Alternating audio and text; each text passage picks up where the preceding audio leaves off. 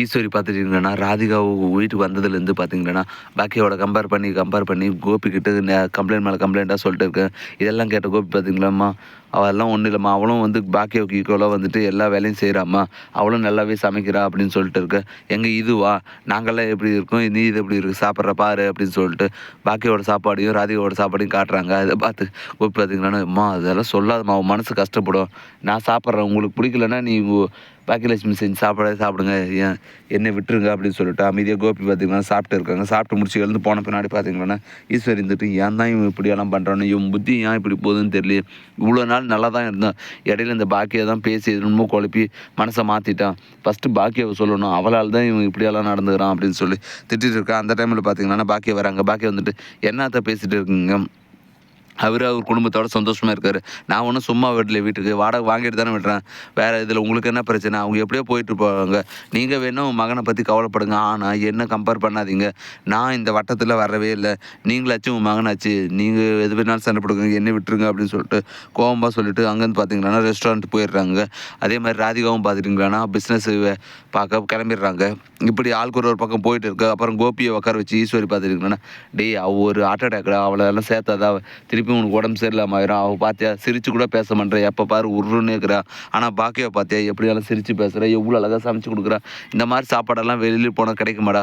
இல்லை ராதிகாவுமே ஒரு நாள் ஆனால் உனக்கு இப்படி சமைச்சு கொடுத்துருக்காளா அப்படின்னு சொல்லமா, அதெல்லாம் நல்லா தாம்மா சமைச்சு கொடுக்குறேன். நீ இன்ஃபேக்ட் நீயே கூட சாப்பிட்டு பாரு அப்படின்னு சொல்லி ராதிகா சமைச்ச சாப்பாடு கொடுக்க அது சாப்பிட்ட ஈஸ்வரி பார்த்தீங்கன்னா, இதெல்லாம் மனுஷன் சாப்பிடுவானா? இதெல்லாம் சாப்பிட்டா 10 நாளில் நான் செத்து போவேன்டா.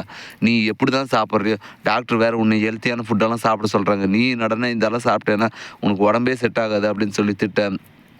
அதெல்லாம் ஒன்றும் பிரச்சனை இல்லை. எல்லாம் நல்லா தான் இருக்குது.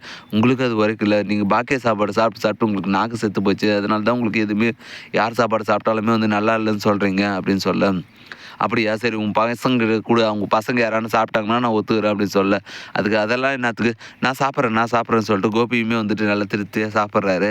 இதெல்லாம் பார்த்து ஈஸ்வரி தலைப்பாடாக அடிச்சுக்கிறாங்க. என்ன பண்ணுறானோ என்னென்ன எனக்கு ஒன்றும் புரியல. ஆனால் வந்துட்டு கோபி நீ வர வர என் பேச்சை கேட்கவே மாட்டேன், என்னை மதிக்கவே மாட்டேன். எனக்கு எதனா ஆனால் தான் உனக்கு அப்போ புரியும் அப்படின்னு சொல்ல, கோபி வந்துட்டு அப்படியெல்லாம் பேசாதம்மா, அப்படியெல்லாம் ஒன்றும் ஆகாது அப்படின்னு சொல்லிட்டு இருக்கு. இன்னொரு பக்கம் பார்த்தீங்களான்னா ராதிகாவுக்கு வந்து பாக்கியாவை கோபி பொழுது பொழுது பேசுறதுனால எங்கே திருப்பி பாக்கியா கூட சேர்ந்துருவாரோ, என்ன பண்ணலாம் அப்படின்னு யோசிச்சுட்டு இருக்குங்க. இன்னொரு 10 நாளில் எப்படியானா அவரை கூப்பிட்டு நம்ம வீட்டுக்கே போயிடணும். இங்கே இருந்தால் கொஞ்சம் கொஞ்சமாக பாக்கியா பக்கம் சாஞ்சிருவார். அப்புறம் நான் என்ன ஆகிறது அப்படின்னு சொல்லி யோசிச்சுட்டு இருக்கேன். அவங்க அம்மாவுமே வந்துட்டு மாப்பிள்ளை அங்கெல்லாம் விடாத, ரொம்ப நாள் அங்கே விட்டேன்னா அப்புறம் பாக்கிய பக்கம் இழுத்து வா, பாக்கிய பொல்லாதவ அங்கே விடாத, முடிஞ்ச அளவுக்கு எவ்வளோ சீக்கிரம் முடியுமோ அவ்வளோ சீக்கிரம் நம்ம வீட்டுக்கு கூப்பிட்டு வந்துடு. அவர் இங்கே இருந்தால் தான் உன் பேச்சு கேட்டுன்னு இருப்பார். அங்கே இருந்தால் அதுக்கப்புறம் அவங்க அம்மா பேச்சும் பாக்கிய பேச்சும் கேட்டு மனசு மாறுவாங்க அப்படின்னு சொல்ல, ஆமாம்மா இப்படியே நான் கூப்பிட்டு வந்துடுறேன். ஆனால் நீ தைரியமாக இருமா, நான் ஒரு 10 நாளில் வந்துடுறேன் அப்படின்னு சொல்லிட்டு அவங்க அம்மா கிட்ட சொல்லிட்டு இருக்குது. இப்படி தான் வரப்போகிற எபிசோடு வந்து போகுது. அடுத்து என்னென்னலாம் இன்ட்ரெஸ்டிங்காக நடக்க போகுதுன்றதை நான் அடுத்தடுத்த வீடியோவில் அப்லோட் பண்ணுறேன். மேலும் இது போன்ற வீடியோக்களை பார்க்க மறக்காமல் நம்ம சேனலை சப்ஸ்கிரைப் பண்ணுறதுக்கு கூட பெல் பட்டன் அழுத்துங்க. அப்போ தான் நான் போடுற ஒவ்வொரு வீடியோ உங்களுக்கு நோட்டிஃபிகேஷன் வரும். வாங்க